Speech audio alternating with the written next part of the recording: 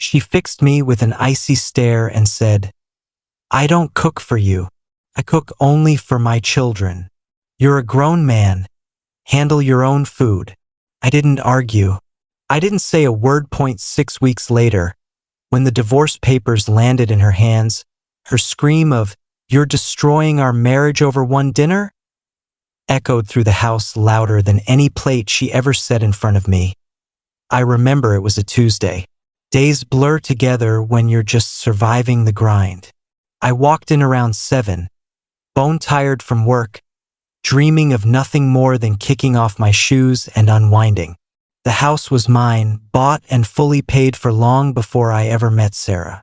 When we married 5 years ago and she moved in with her 2 kids, 16-year-old Jake and 14-year-old Emily, I genuinely believed it had become ours.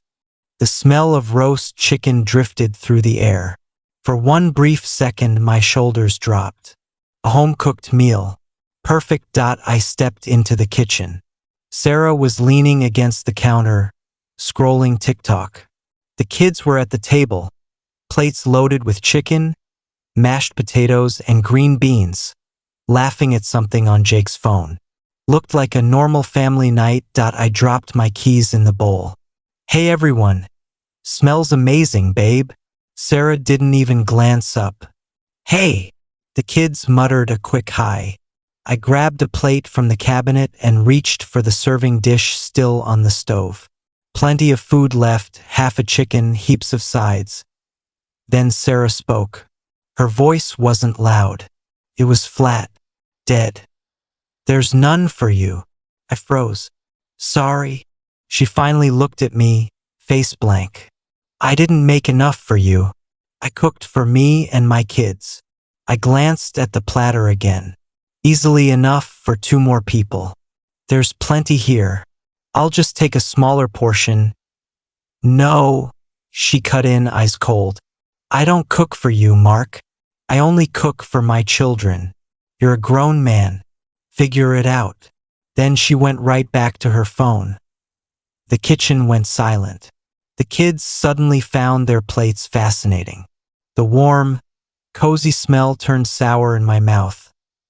Figure it out. That I stood there holding an empty plate for a long moment. No explosion of anger. No dramatic fight. Just a quiet, metallic click inside my chest. Like the last tumbler in a lock sliding into place, I saw the scene clearly for the first time. My wife on her phone, her kids eating food bought with my money, at my table in my house. While I, the man who paid for every brick, every light bulb, every grocery run, every car insurance payment, was being told I wasn't part of the family I was bankrolling, that I was the ATM that lived upstairs, that I set the plate back in the cabinet without a sound. Pulled last. Night's leftover pizza from the fridge, microwaved a slice, and ate it standing up, scrolling my phone like nothing happened. Nobody spoke. When I was done, I rinsed the plate, loaded the dishwasher, and walked to my office. Closed the door. That was the exact second our marriage died. She just hadn't realized the corpse was already cooling. For the next month, I figured it out. No scenes. No begging for apologies. That ship had sailed the moment she drew the line between her family and me. I started grocery shopping for one. Bought a little Weber grill for the back deck. Every night I fired it up. Ribeyes, salmon, whatever I wanted, and ate outside with a beer and a book.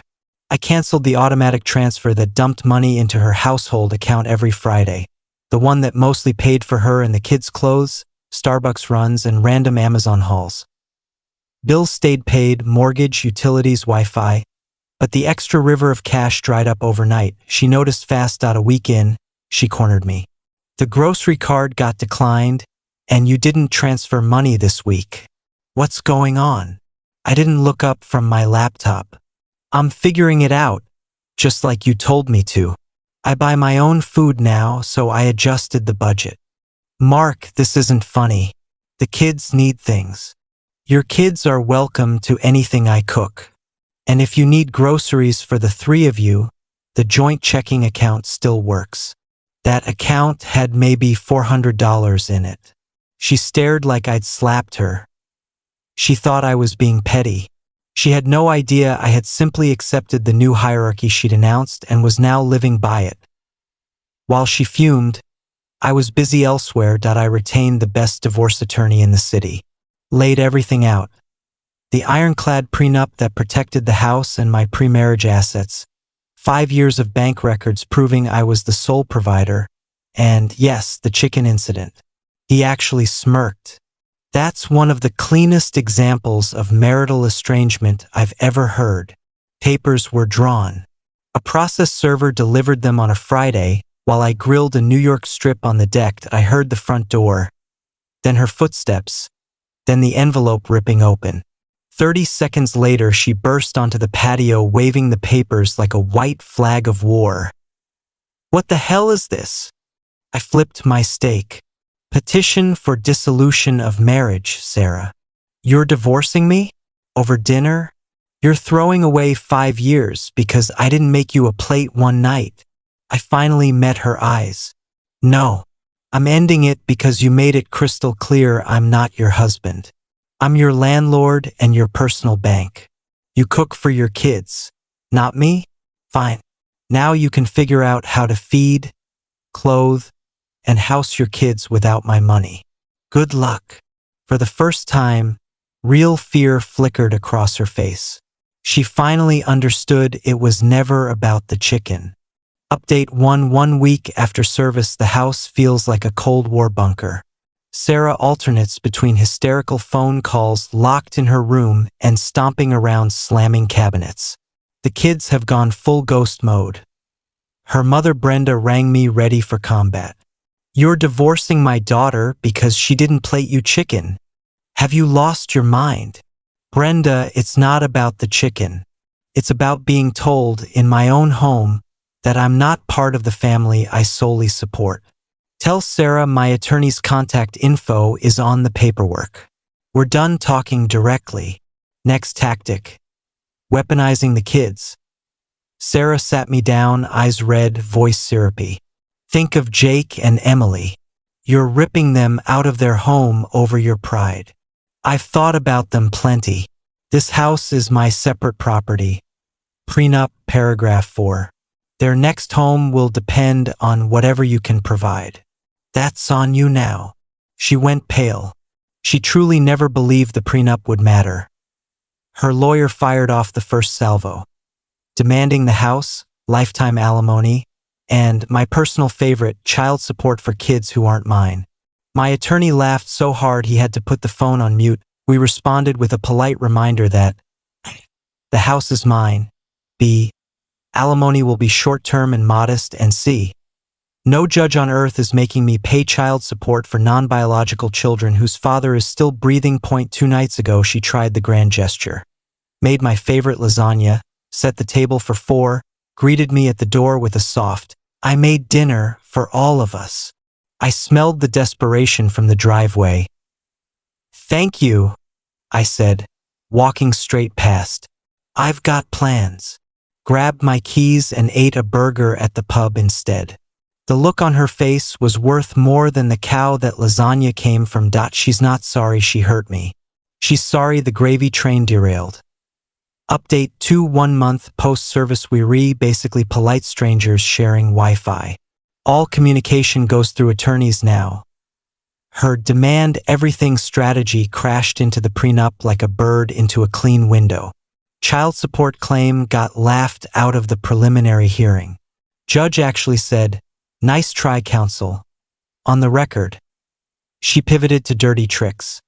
Started running up the old joint credit card, spa days, designer bags, girls' night dinners. I froze the card, reported it stolen, and had every post-separation charge assigned solely to her. Then came the nuclear option. Emergency motion alleging emotional abuse and requesting I be removed from my own house. Claimed my silent treatment and financial control made her fear for her safety. Court yesterday. She cried on the stand like an academy contender. My lawyer calmly asked her to repeat, word for word, what she said the night of the chicken. The judge made her say it out loud. I told him I don't cook for him, only my kids, and he's a grown man who can figure it out. My lawyer. So the man who pays every bill in this house quietly started cooking for himself, and now you're afraid of him? Motion denied on the spot. Judge warned her attorney that another stunt like that would earn sanctions. She looked like someone had pulled the plug on her entire performance. Final update: 6 months later, divorce is final. She accepted the original fair offer once her attorney realized the judge was done with games. Modest assets split, 12 months of transitional alimony. Nothing more. She and the kids moved out last weekend.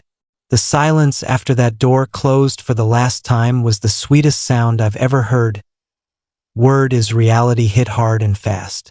Settlement money disappears quick when you're suddenly paying full rent, utilities, and groceries with no safety net. She's in a small 2-bedroom across town and working full-time as a dental receptionist. First real job in over 10 years. Apparently she hates it.